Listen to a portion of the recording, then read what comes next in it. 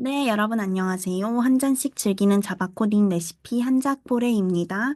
오늘은 12번째 시간으로 선언 초기화 사용 범위라는 제목으로 말 그대로 변수의 선언과 초기화에 관해 알아보고 변수 사용 범위에 관해 알아보겠습니다. 선언과 초기화를 초기에는 많이 헷갈리실 수 있는데요. 변수 선언과 초기화가 어떻게 다른지 알아볼 거고요.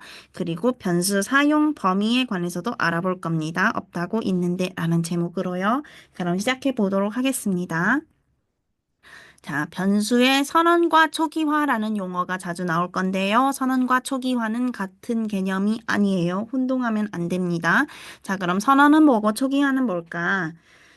변수 선언은 변수를 만들기만 한 거예요. 변수의 자료형과 변수 이름을 묶어가지고 컴파일러에다가 내가 앞으로 이런 변수를 쓸 거다라고 알려주기까지만 한 거죠. 예를 들면은 int a까지만 한 거예요. 이게 변수 선언이고요. 반면 변수 초기화는 변수가 만들어진 후에 처음으로 해당 변수에다 값을 넣는 거를 말합니다. 즉 a라는 상자를 만들고 이 안에 값까지 들어가 있는 거예요.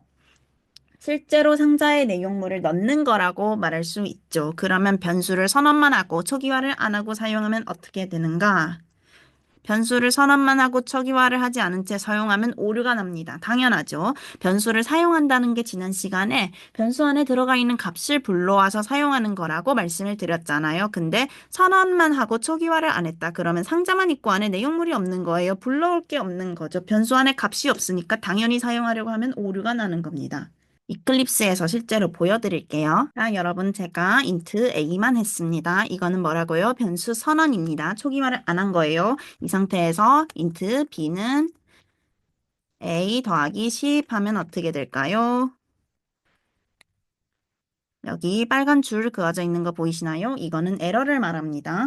여기 읽어볼게요, 한번. 이게 에러 메시지인데요. 여기다 갖다 놓으면 에러 메시지 볼 수 있어요. The local variable a may not have been initialized 라고 써 있지요. initialize 하면은 초기화하다라는 뜻인데요. 변수 variable, 변수 a가 초기화되지 않은 것 같다. 그 뜻입니다. 이런 오류가 나면은 여러분이 내가 변수를 선언만 하고 초기화를 안 하고 사용해서 오류가 났구나 라고 생각을 하시면 됩니다. 그래서 A를 예를 들어서 이런 식으로 A는 10 초기화를 해주고 사용을 하면 이런 식으로 오류가 없어지는 걸 보실 수 있죠. 이제는 A에 10이라는 값이 들어가 있기 때문에 A 더하기 10이라는 수식이 성립을 할 수가 있는 거예요. 그리고 선언과 동시에 초기화를 할 수도 있어요. 선언과 동시에 초기화는 어떻게 하는 거냐? int a는 10 이런 식으로 하는 거예요. 그러면 int a라는 선언과 a는 10이라는 초기화를 한꺼번에 하는 거죠. 이러면은 변수가 만들어지는 것과 동시에 그 안에 값도 같이 들어가는 거예요. 자, 두 번째로 변수 사용 범위에 관해 알아볼게요. 자, 선언한 변수에는 사용 범위라는 것이 있습니다. 사용 범위가 있다는 것은 다르게 말하면 변수를 선언을 했다고 그 코드 내에 아무 데서나 다 사용을 할 수 있다. 이게 아니라는 뜻이에요. 기본적으로 변수는 자신이 선언된 블록 내에서만 사용을 할 수 있으며 이 블록을 벗어나면 소멸을 합니다. 블록이란 시작 중괄호부터 끝 중괄호까지를 뜻해요. 예를 들어서 클래스 블록 하면은 클래스 이름하고 중괄호 블라블라블라 끝 중괄호 있죠. 여기서부터 여기까지를 클래스 블록이라고 부르는 거예요. 그리고 물론 변수는 선언되기 전에는 사용을 할 수 없기 때문에 변수의 사용 범위는 변수가 선언된 시점부터 변수가 선언된 그 블록의 끝까지라고 생각을 할 수 있습니다. 그럼 변수 사용 범위가 아닌 곳에서 변수를 사용하려고 하면 어떻게 되는가? 당연히 오류가 납니다. 변수 사용 범위가 아닌 곳에는 해당 변수가 아예 존재를 하지 않는 것이기 때문에 당연히 사용하려고 하면 오류가 나죠. 이 범위를 스코프라고 불러요. 변수의 스코프 하면은 영어로 범위라는 뜻이에요. 스코프 하면 변수의 사용 범위다. 이렇게 생각해 주시면 될 것 같습니다. 변수 사용 범위에 관해서 한번 알아볼게요. 여기 중괄호들 보이시죠? 이게 시작 중괄호, 끝 중괄호, 이거는 클래스 블록이고요. 그 다음에 메소드 블록, 이게 메소드 블록이에요. 메인 메소드 블록. 여기다가 변수 하나 만들어 볼게요. int a라는 변수 만들었어요.